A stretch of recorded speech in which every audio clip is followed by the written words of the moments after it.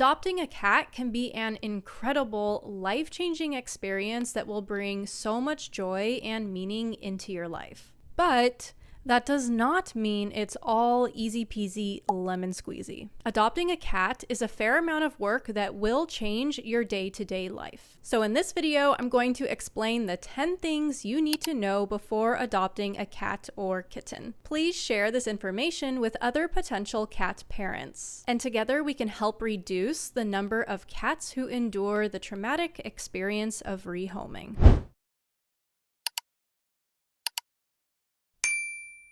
Hello, welcome back to Loki and Elena. Make sure to watch to the end of the video so you don't miss my passionate little rant. So the first thing you need to know is that cats are not as low maintenance as you may have heard. Cats are less work than dogs, yes, but they do still require a lot of playtime and a lot of enrichment, especially kittens who are very high energy. And this is why some people suggest getting 2 kittens so they can help entertain each other. If you only adopt 1 kitten like I did, you're going to find that they are going to constantly want your attention anytime they have energy. So you'll want to get a lot of fun toys for your cat to help entertain them, but even so, even if you get the best toys you can find, your cat is still going to require quite a bit of attention and interaction with you. Providing the playtime that your kitten needs is really important to prevent bad behaviors and also simply to keep them happy. The second thing that you need to know is that cats get into everything,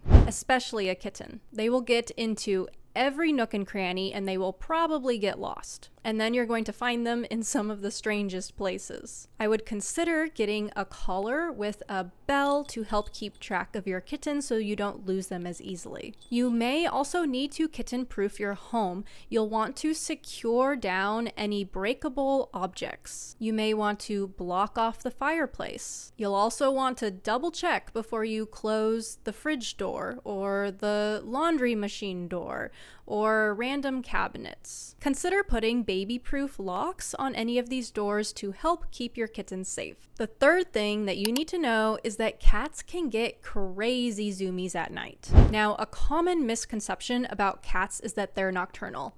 Guess what? They're not. Cats are actually crepuscular.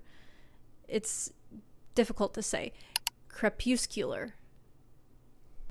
I think that was right. This means that they are most active at dusk and dawn. So if you're someone who struggles with sleep, you need to be aware that your new cat may disrupt your sleep. So before you get your cat, start brainstorming some solutions for this ahead of time. You can consider locking your cat out of your bedroom at night, but if there isn't anyone else or any other pet in the home for your cat to interact with at night, they may sit outside your door and cry and cry and cry until you wake up and let them in. Consider having some hardcore playtime with your cat in the evening to tire them out before bed. The fourth thing that you need to know is that cats love to chew on things. This behavior is more problematic with kittens because they are learning and discovering and experimenting. Kittens are usually more energetic, more curious, and they may be teething. Kittens will typically lose their baby teeth between 4 to 6 months. So you need to hide your cords as best you can, keep unsafe human food locked away, and put toxic indoor plants completely out of reach. Or consider giving away your toxic plants to a friend who doesn't have cats. Here's a quick look at some plants that are poisonous to cats. I'll include a link in the description to this webpage. And a plant not listed here that is very popular around the holidays is the poinsettia. The fifth thing that you need to know is that cats do scratch a lot, and scratching is actually a really important behavior for keeping their claws healthy. Scratching is a normal, healthy behavior. They do it to express emotions,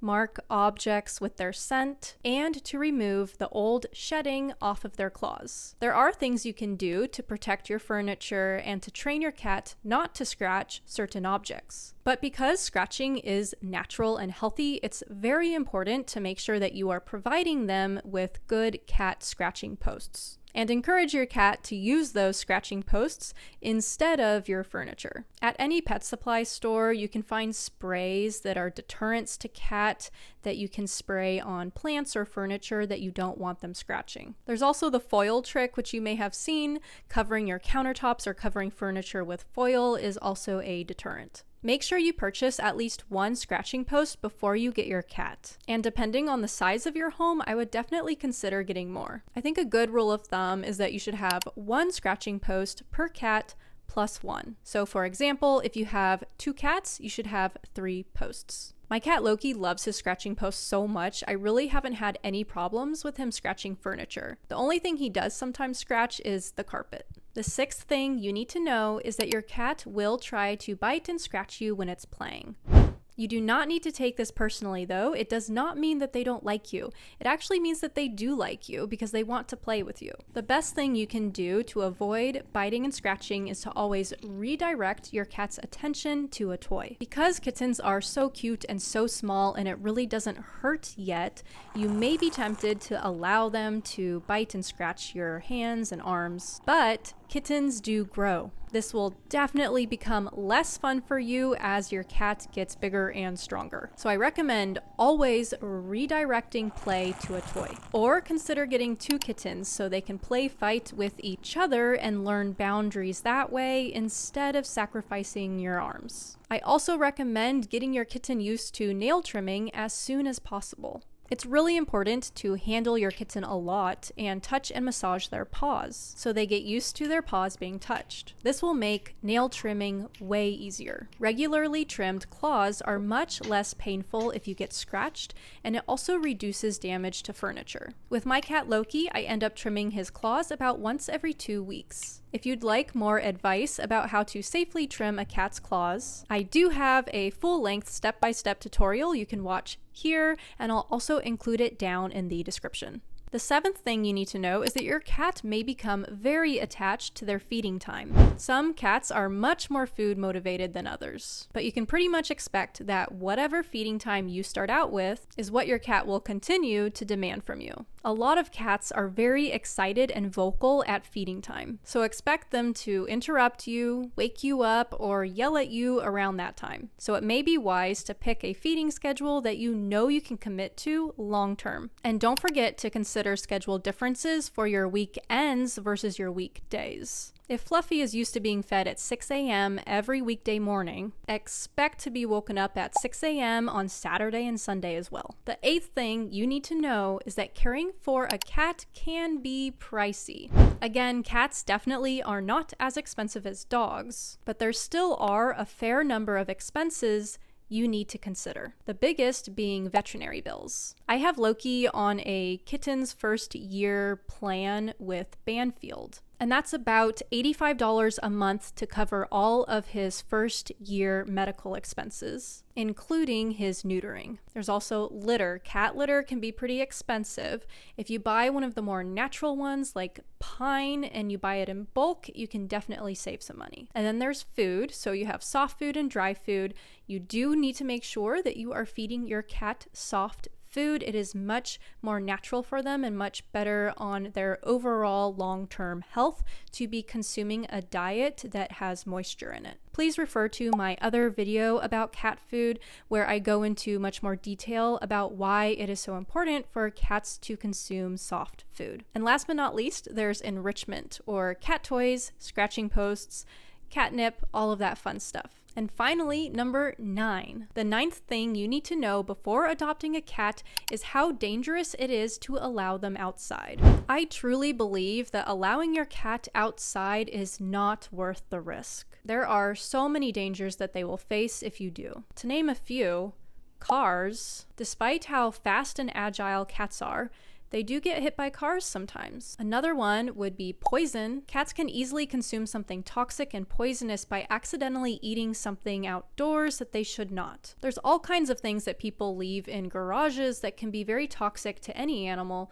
like rat poison. And if your cat happens to eat a rat or a mouse that has eaten some poison itself, then your cat will also get poisoned. A third thing would be predators. Cats get killed all the time by predators like hawks and coyotes. Cats may also get attacked and killed by dogs that are left off leash. And if you're a nature lover, you're probably going to care about this final reason that I'm going to mention, which is that cats can really affect the native bird population. Studies have shown that outdoor cats can have a significant impact on bird populations, especially in big cities. I know in Seattle, for example, this has been a really big problem. If you'd like to learn more about that, check out the article I've linked in the description. Ultimately, if you're adopting a cat to be a companion and a member of your family, it is your responsibility to keep them safe. I'm actually going to get a little bit personal here for a second.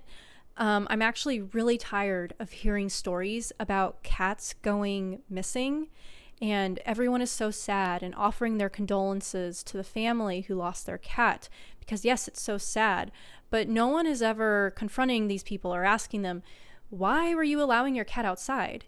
You know there are coyotes in your area. You know that cats go missing in your neighborhood all the time. Like, this is a known problem. Why have you continued to allow your cat to go outside? I really don't get it. A domesticated cat who is used to being fed by its family and having indoor comforts is absolutely not equipped with any of the survival skills required for even standing a chance against predators in the wild. I've even heard of cats being killed by raccoons, okay? So if you live in an area that has raccoons, coyotes, hawks, eagles, any of that stuff, please keep your cats inside. Do the responsible thing and honor the commitment that you've made. Your pets are relying on you for their safety and their survival and their happiness. Some wonderful solutions for allowing your cat some safe outdoor exploration is to try leash training your cat, or also to install a catio. Catios are becoming super popular, and I've seen some really beautiful catios online, very fancy, very aesthetic. And they really range in sizes too. I've seen very small ones that just go outside of a window. And of course, I've also seen the really big fancy ones where the people can also like hang out in there with the cats. But obviously that's a bit expensive, so maybe try leash training. I've been leash training Loki, and he absolutely loves to go out on walks. He loves to be in his backpack on walks, and he also loves riding in the car. If you would like to learn more about leash training, I did make a full step-by-step tutorial, so you can go ahead and use the link here, and I'll also include it down in the description. And last but not least, number 10. The 10th thing you need to know before you adopt a cat is how incredibly life-changing it can be. I am obviously obsessed with cats, but they truly are some of the most hilarious and entertaining and sweet and cuddly and intelligent and mischievous and curious and cute and loving and beautiful animals, and I am so incredibly grateful that they exist. Adopting a cat really can change your life. I know it's changed mine.